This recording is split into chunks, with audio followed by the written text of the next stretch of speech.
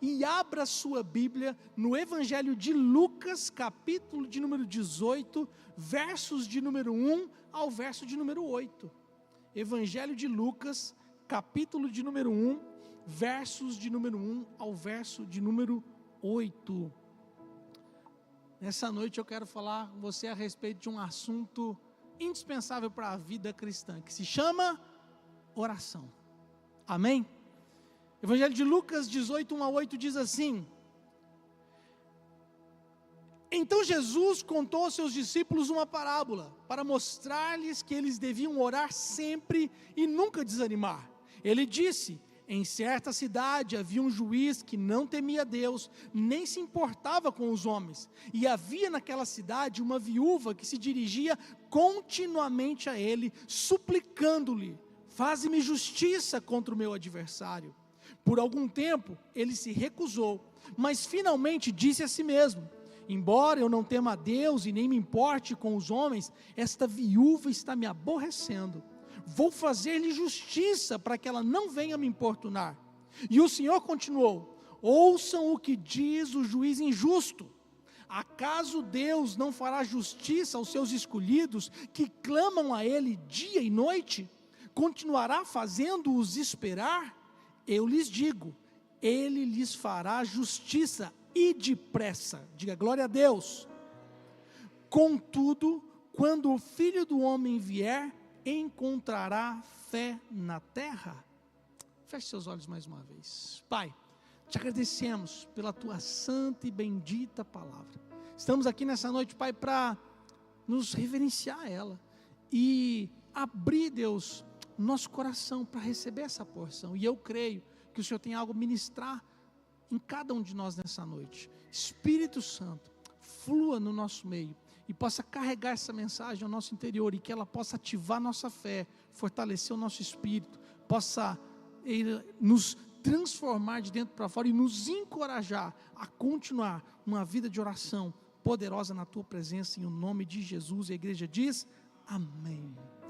A oração é um dos principais assuntos da Bíblia. De Gênesis a Apocalipse, a Bíblia fala a respeito de oração. Obrigado, irmão Ari. A oração, ela é uma disciplina espiritual. A oração, ela é uma arma de guerra. A oração, ela é uma conexão entre a terra e o céu. A oração é um desabafo do coração. A oração é uma conversa com um Deus que é pessoal e que é digno de confiança. A oração, ela é muitas coisas e indispensável para a nossa vida.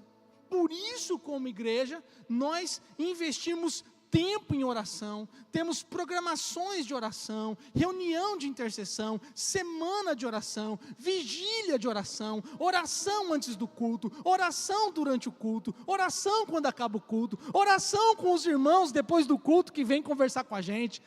O tempo inteiro nós estamos em oração. Agora, uma questão importante é que a oração só faz sentido se Deus for o alvo dela. E Ele precisa ser. O alvo das nossas orações precisa ser Deus, porque nós sabemos que somente através da oração nós podemos desenvolver comunhão com Deus e encontrarmos nele tudo aquilo que nós precisamos para uma vida plena e feliz. Então Deus é o alvo da nossa oração.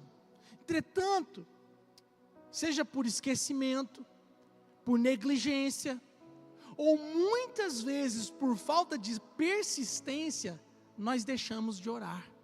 Não é assim? Às vezes por negligência, às vezes por esquecimento, mas muitas vezes por falta de persistência, porque oração é disciplina. Às vezes por falta de persistência nós deixamos de orar. Mas lá no íntimo do nosso coração, a gente continua querendo acreditar que isso não afeta a nossa comunhão com Deus. Que sem oração, a nossa comunhão com Deus continua exatamente igual. O que não é verdade. E a gente quer acreditar ainda no nosso íntimo, que mesmo sem oração, a gente vai continuar recebendo de Deus aquilo que a gente deseja, aquilo que a gente quer, mesmo sem que a gente tenha feito uma oração sequer. E também não funciona assim. Porque a palavra de Deus nos diz que além de que a oração nos coloca em intimidade e comunhão com Deus, ela é indispensável para recebermos aquilo que esperamos.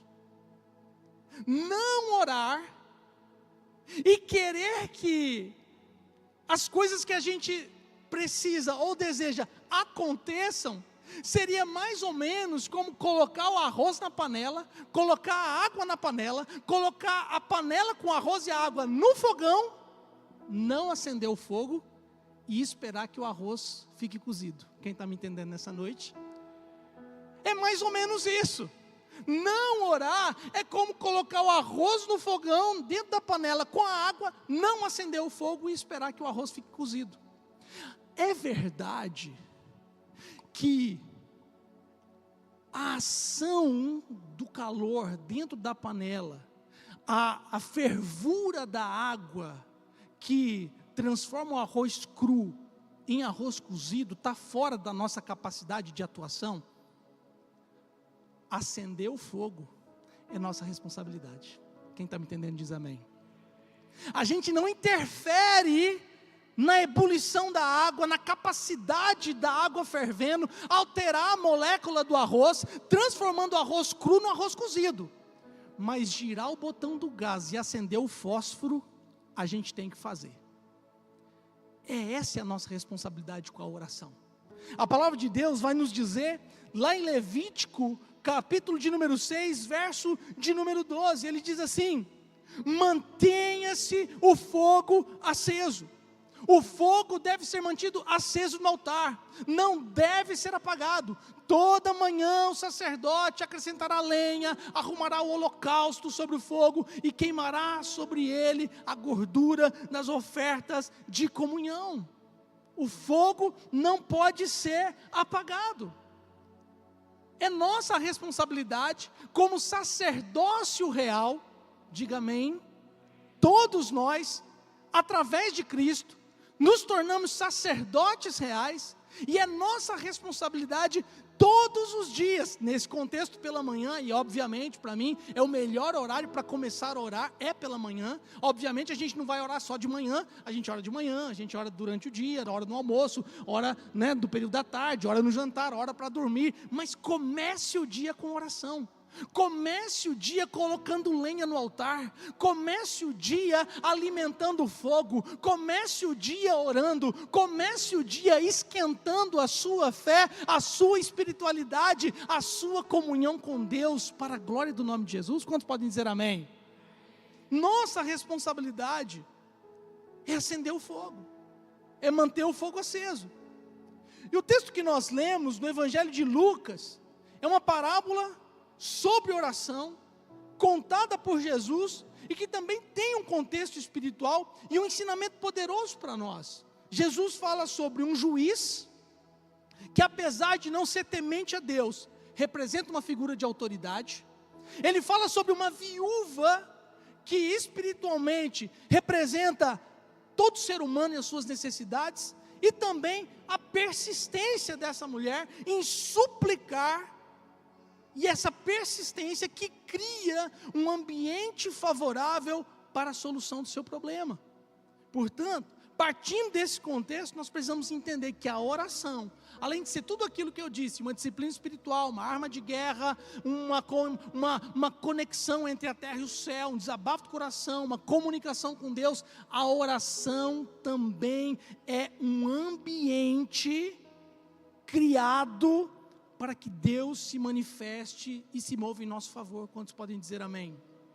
A oração também é um ambiente espiritual que nós criamos para que Deus se manifeste. É sobre isso que eu quero refletir com você nessa noite. Eu quero pensar com você sobre 3 ambientes que a oração proporciona. E o primeiro deles é um ambiente de encontro.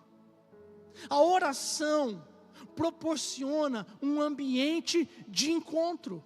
O verso de número 3 do Evangelho de Lucas que nós lemos diz: havia também naquela cidade um lugar, um ambiente, um lugar, naquela cidade havia uma viúva que se dirigia, que ia continuamente a ele, o juiz, suplicando-lhe: faze-me justiça contra o meu adversário.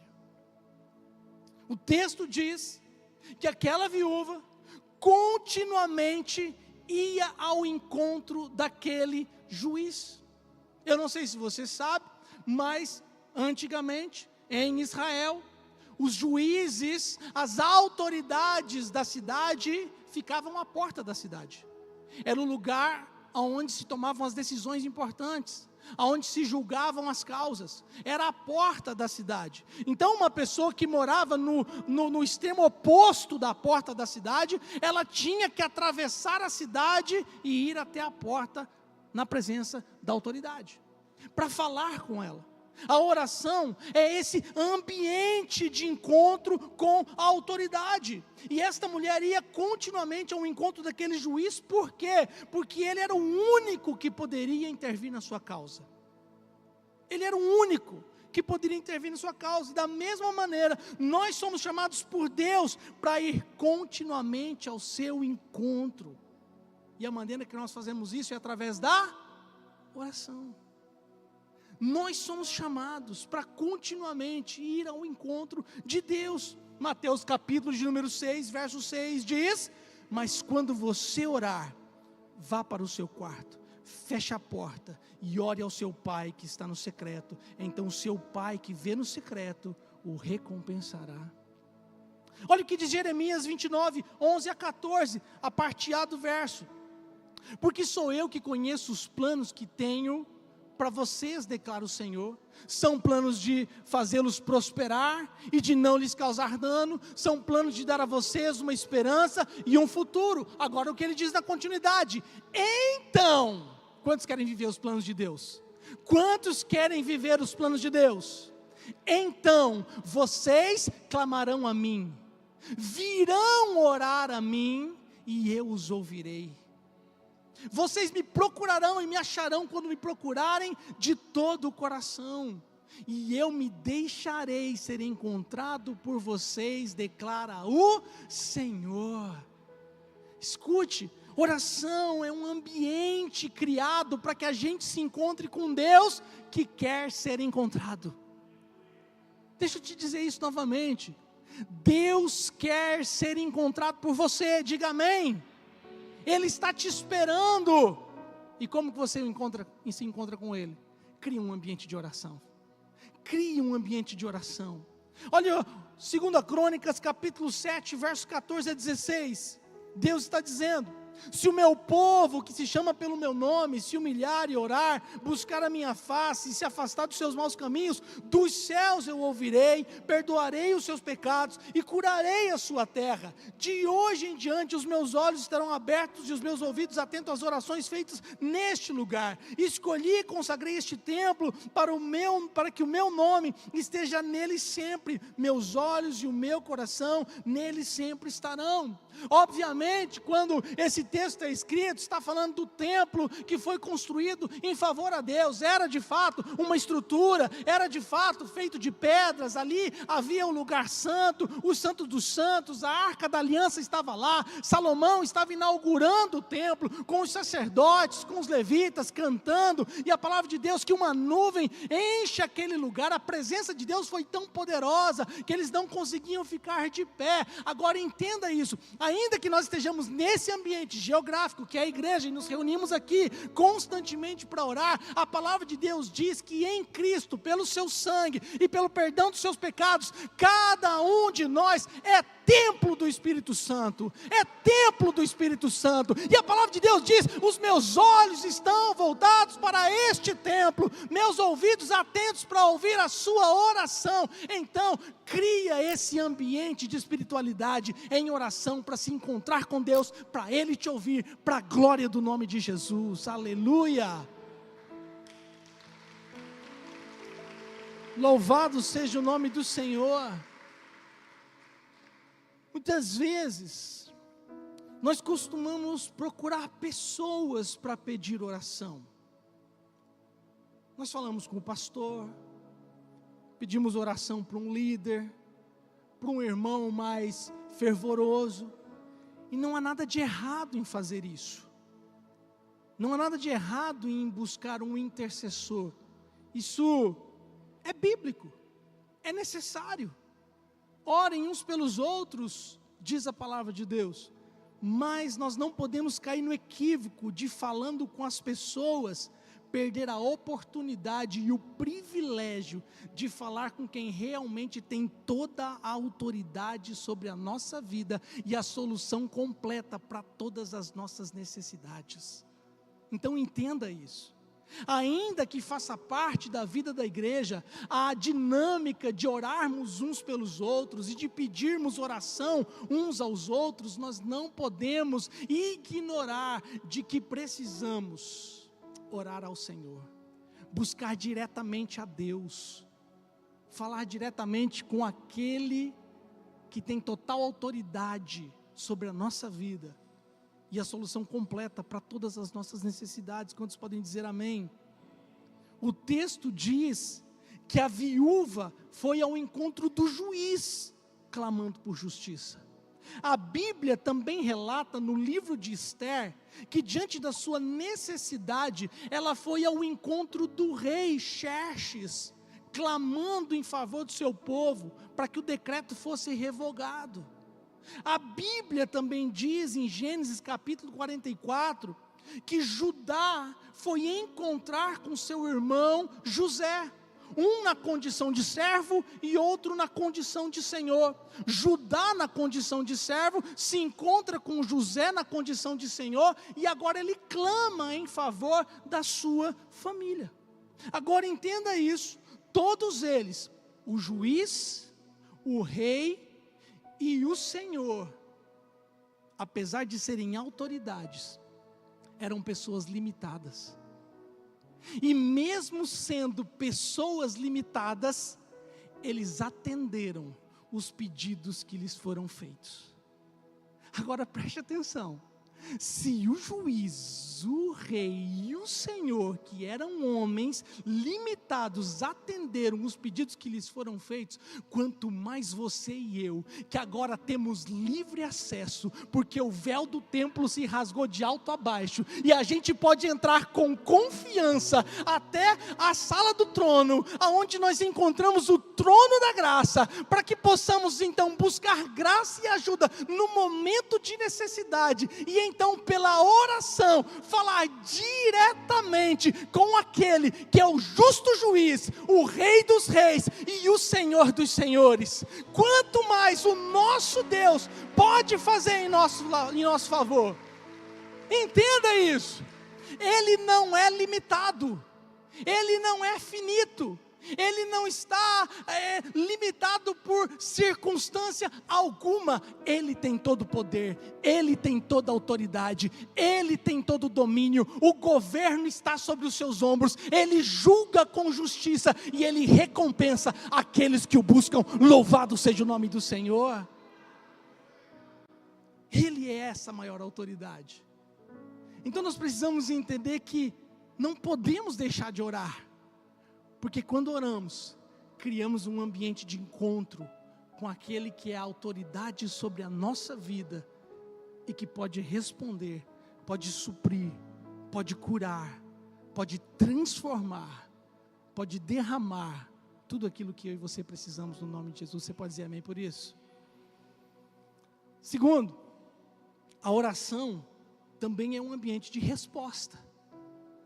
A Bíblia diz no texto de Lucas 18, que nós lemos no verso 4 e 5, por algum tempo, ele, aquele juiz, se recusou a atendê-la, mas finalmente disse a si mesmo: embora eu não tema a Deus, nem me importe com os homens, essa viúva está me aborrecendo, vou fazer-lhe justiça para que ela deixe de me importunar. O texto diz que aquela viúva, mesmo que o juiz fosse injusto, e de início ele se recusasse a atendê-la, ela continuamente pedia e suplicava até que a sua persistência provocou uma resposta. Perceba, foi a persistência daquela viúva, a insistência dela em pedir e suplicar, que provocou uma resposta. E algumas vezes, a oração que provoca a resposta de Deus em nosso favor, é justamente a oração persistente, em súplica e clamor. É esse tipo de oração. O verso de número 1 de Lucas 18 diz que Jesus contou a parábola aos seus discípulos para mostrar-lhes que eles deviam orar sempre e nunca desanimar. Em outra versão diz, orar sempre sem desfalecer. Isso significa orar com persistência, orar com insistência, continuamente, constantemente, clamando. Jesus, no Sermão do Monte, ele afirma, peçam e vocês receberão, procurem e vocês encontrarão, batam e a porta lhes será aberta, porque todo aquele que pede, recebe, aquele que procura, encontra, e aquele que bate, a porta se abre. Paulo, quando escreve aos Tessalonicenses, capítulo 5, verso 17, ele diz o quê? Orai sem cessar. A Bíblia diz que Ana, esposa de Eucana, ia a Siló, ano após ano, sacrificar ao Senhor e clamar por um filho. Quantos anos Ana constantemente fazia sua peregrinação até Siló, e quando chegava lá, depois de sacrificar, ela ia até a presença do Senhor, na tenda, e ela orava, e ela clamava por um filho. O Evangelho de Lucas relata que Bartimeu, o cego Bartimeu, mesmo sendo repreendido pela multidão, ele continuava gritando, Jesus, filho de Davi, tem misericórdia de mim. Mesmo as pessoas dizendo, fica quieto, para de incomodar Jesus, ei, cala sua boca, ele continuava gritando a Jesus por aquilo que ele precisava. Se não fosse suficiente, o próprio Deus diz para mim e para você, nos encorajando, em Jeremias capítulo 33, verso 3, clame a mim e eu responderei e lhe direi coisas grandiosas que você não conhece. O próprio Deus nos encoraja a clamar. O salmista também nos diz, Salmo de número 30, verso de número 2, Senhor meu Deus, a ti clamei por socorro, e tu me curastes. Perceba que não é uma simples oração, é um clamor, é uma súplica persistente, é uma insistência por uma causa que tem um grau de importância e de significância elevado para nós. É diferente daquela oração rotineira que nós fazemos na hora do almoço, para abençoar o alimento. É mais do que isso. É aquela oração da mulher que tem filhos em casa porque foi abandonado pelo marido, está desempregada e a sua geladeira está vazia, e ela está clamando, e ela está orando, e ela está pedindo, até que Deus envie alguém com uma cesta básica para entregar para essa pessoa. Nós já tivemos essa experiência aqui na igreja, de chegar na casa de alguém com uma cesta básica, uma caixa de leite, e chegar naquele lugar e a pessoa dizer, olha, eu estava orando porque a geladeira está vazia. Estava clamando por isso. É esse tipo de oração que muitas vezes vai provocar a resposta de Deus em nosso favor. Salmo de número 118, verso de número 5 diz, na minha angústia clamei ao Senhor, e o Senhor me respondeu, dando-me ampla liberdade. Salmo 138, verso 3, quando clamei, tu me respondeste, deste-me força e coragem. Olha o que diz Jonas, capítulo 2, verso 1 e verso 2. Lá, dentro do peixe. Aonde? Dentro do peixe. Jonas orou ao Senhor, ao seu Deus. Ele disse: em meu desespero clamei ao Senhor e Ele me respondeu. Do ventre da morte gritei por socorro e ouviste o meu clamor. Sabe, essas orações são aquelas orações que nós fazemos porque nós não encontramos mais resposta ou mais solução em lugar algum.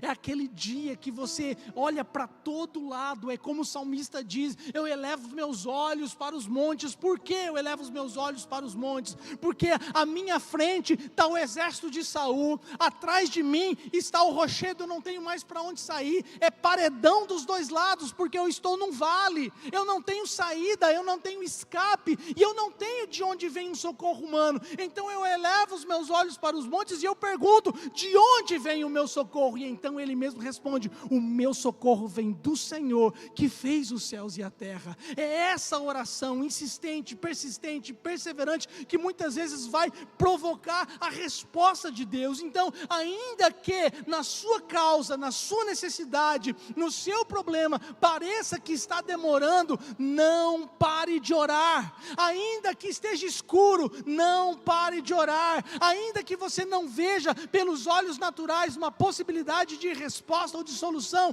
não pare de clamar. O Senhor, no tempo oportuno, pode te responder, pode te trazer um milagre, pode mudar a sua história para a glória do nome de Jesus. Aleluia! Continue clamando,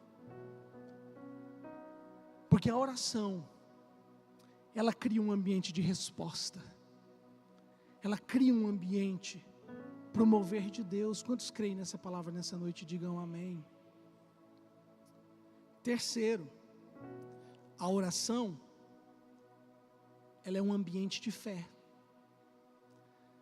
ela é um ambiente de encontro, ela é um ambiente de resposta, porque ela precisa ser um ambiente de fé. A oração, ela não apenas proporciona um ambiente onde nós nos encontramos com Deus para obter dele uma resposta, mas a oração também proporciona um ambiente onde Deus pode encontrar em nós fé para agir em nosso favor, porque a oração é uma via de mão dupla. Deus, quando olha para nós, juntamente com a nossa necessidade que Ele enxerga, Ele quer enxergar a nossa fé. E a oração cria esse ambiente onde Deus pode encontrar em nós fé para poder agir em nosso favor. Aquela viúva, ela tinha fé no juiz, porque ela acreditava que ele era o único que podia resolver a sua situação. Por isso ela insiste em ir ter com ele constantemente, porque somente ele podia resolver a sua condição. Ele tinha o poder, ela acreditava que ele tinha o poder e que ele atenderia a sua causa, e a Bíblia diz que assim foi. Agora olha o que diz os versos de número 7 e 8 de Lucas 18 que nós lemos. Jesus, na continuidade da parábola, ele diz: acaso Deus não fará justiça aos seus escolhidos, que clamam a Ele dia e noite? Continuará fazendo-os esperar? Eu lhes digo, Ele lhes fará justiça e depressa. Ele lhes fará justiça e depressa. Mas aí ele termina com uma pergunta: contudo, quando o Filho do Homem vier, encontrará fé na terra? Nós precisamos entender que Deus está pronto para fazer justiça, está pronto para estender sua mão, abençoar e prover, mas Ele encontra fé? A nossa oração é de fato uma oração com fé, uma oração permeada de fé, porque para que a justiça de Deus seja aplicada na nossa vida, Ele precisa encontrar fé nas nossas orações. Porque não se engane, é possível orar sem fé. Orar simplesmente por orar. Repetir palavras decoradas. Mas a fé é aquilo que sai do nosso interior. Está dentro de nós. E é isso que Deus quer encontrar na gente. A nossa fé. Para poder responder em nosso favor. É por isso que o escritor de Hebreus afirma: o justo viverá pela fé. Lá no capítulo de número 10, ele diz assim: ainda que demore um pouquinho de tempo, aquele que há de vir, virá. Mas o justo viverá pela fé. E ele diz também no capítulo de número 11, verso 6, que sem fé é impossível agradar a Deus, porque aqueles que dele se aproximam, precisam crer que ele existe, e que é recompensador daqueles que o buscam. Então nós precisamos dessa fé genuína, dessa fé verdadeira, dessa fé que nos impulsiona a orar, que nos encoraja a orar, mesmo quando as condições naturais são totalmente contrárias a nós. Quando nós olhamos para alguns personagens bíblicos, nós vemos que as suas orações foram não só ousadas, mas elas eram cheias de fé. E nós precisamos nos encorajar com isso. Olhar para estes homens que oraram com fé e ousadia, e orar assim também. Olha o que diz Gênesis, capítulo 25, verso de número 21. Isaque orou ao Senhor em favor da sua mulher, porque era estéril. O Senhor respondeu a sua oração, e Rebeca, sua mulher, engravidou. Você pode louvar a Deus por isso? Uma oração cheia de fé. Uma oração cheia de fé. Obviamente, nós não negligenciamos a medicina, os tratamentos. Isso faz parte da nossa vida. Deus usa a medicina, a ciência, os medicamentos, a tecnologia em benefício e em favor do ser humano, mas isso não pode nos isentar de orar com fé, crendo que Ele continua sendo poderoso para curar uma enfermidade sem a necessidade de uma intervenção médica. Eu tenho respostas de cura na minha vida. Eu tenho respostas de cura. Quando Daniel tinha 3 anos de idade, um dia eu fui pegá-lo do chão e levantar para pegar no colo, senti uma dor extremamente forte no meu lado direito, uma dor que eu tive que soltar o Daniel no chão.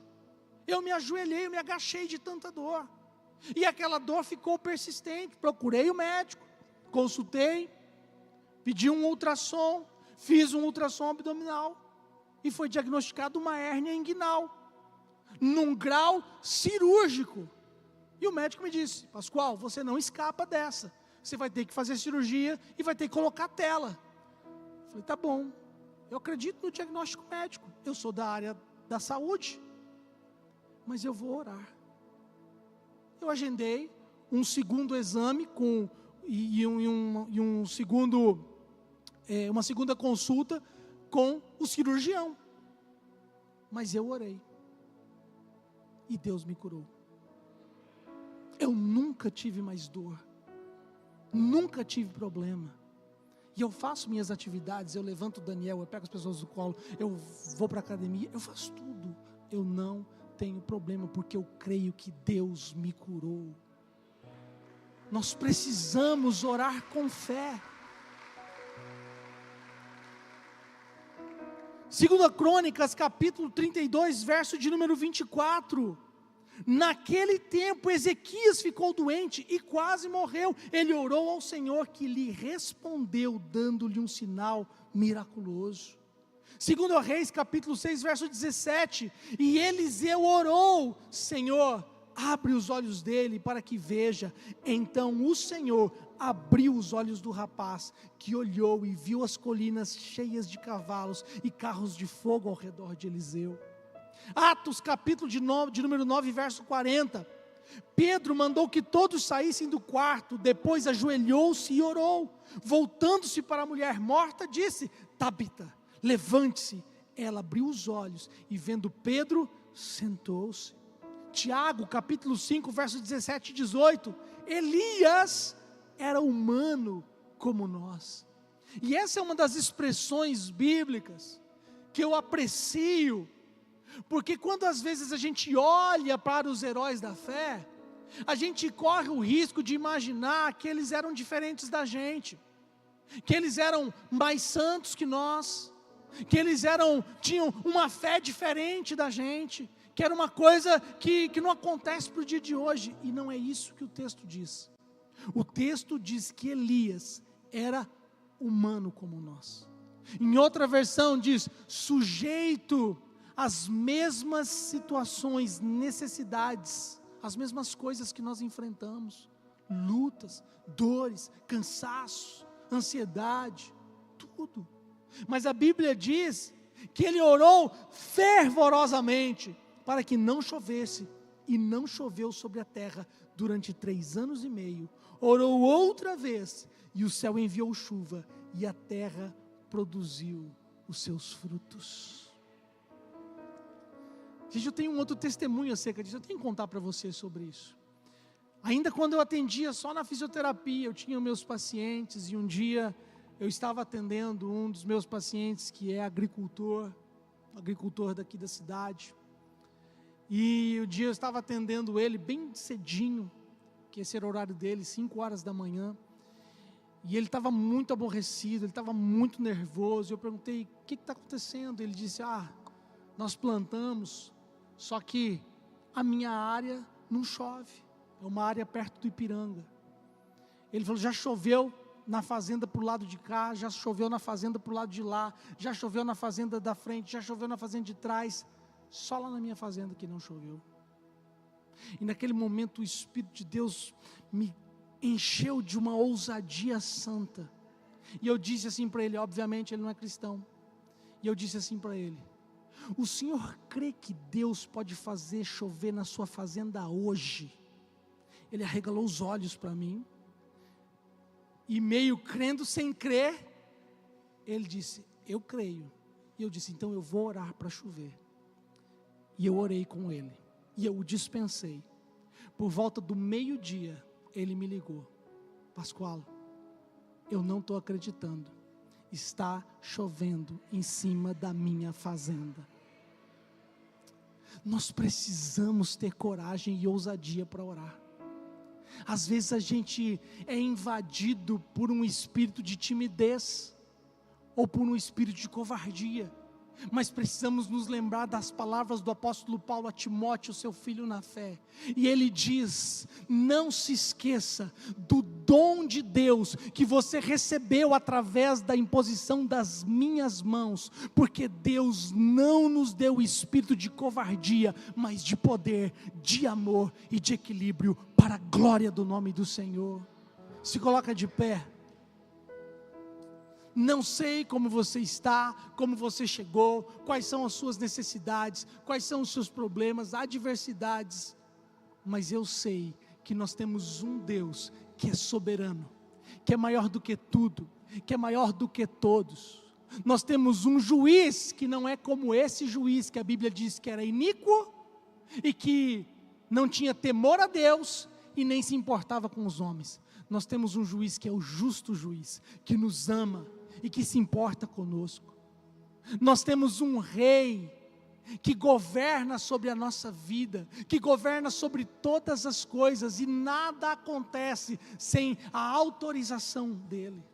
Nós temos um Senhor que cuida de nós, para suprir nossas necessidades e prover sobre a nossa vida, a quem nós somos servos, e que ele nos trata com graça e com compaixão. Então eu quero te convidar nesta noite, a você se encher nesse momento de fé e de ousadia, e criar um ambiente de encontro com Deus, um ambiente de fé, para que você possa receber resposta de Deus, para a glória do nome de Jesus. Enquanto nós vamos cantar uma canção baixinho, eu quero te dar 1 minuto, para que você feche os seus olhos, e você faça a sua oração a Deus, no nome de Jesus.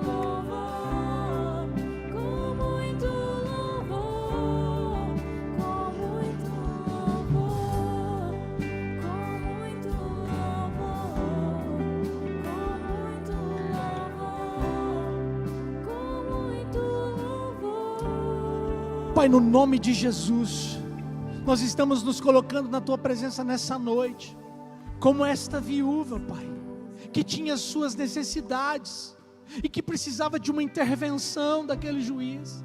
Pai, o Senhor conhece a minha vida, conhece a vida dos meus irmãos, o Senhor conhece, Pai, o íntimo do nosso coração e as nossas mais profundas e sinceras necessidades, e eu creio, Pai, que nós estamos em um ambiente favorável nesta noite, criando através da nossa oração uma ambiência favorável para que o Senhor se manifeste, para que o Senhor nos ouça, para que o Senhor nos responda, para que o Senhor opere sobre a nossa vida algo extraordinário, os milagres que nós precisamos. Pai, em nome de Jesus, encontra fé em nós nessa noite, encontra fé no coração do meu irmão e da minha irmã.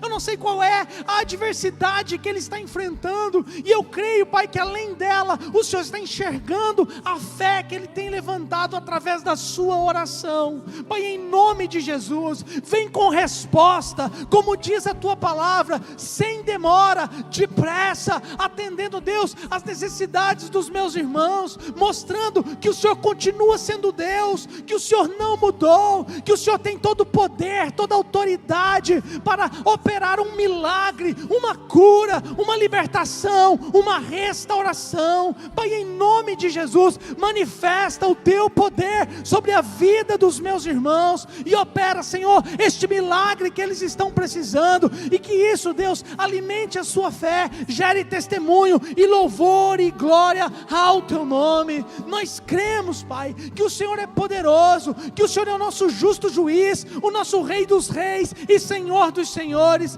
Por isso nós colocamos na tua presença as nossas causas e oramos, clamamos, pedimos, batemos e cremos que o Senhor tem resposta para nós, para a glória do nome de Jesus. Quem crê diz amém e aplauda o nome do Senhor.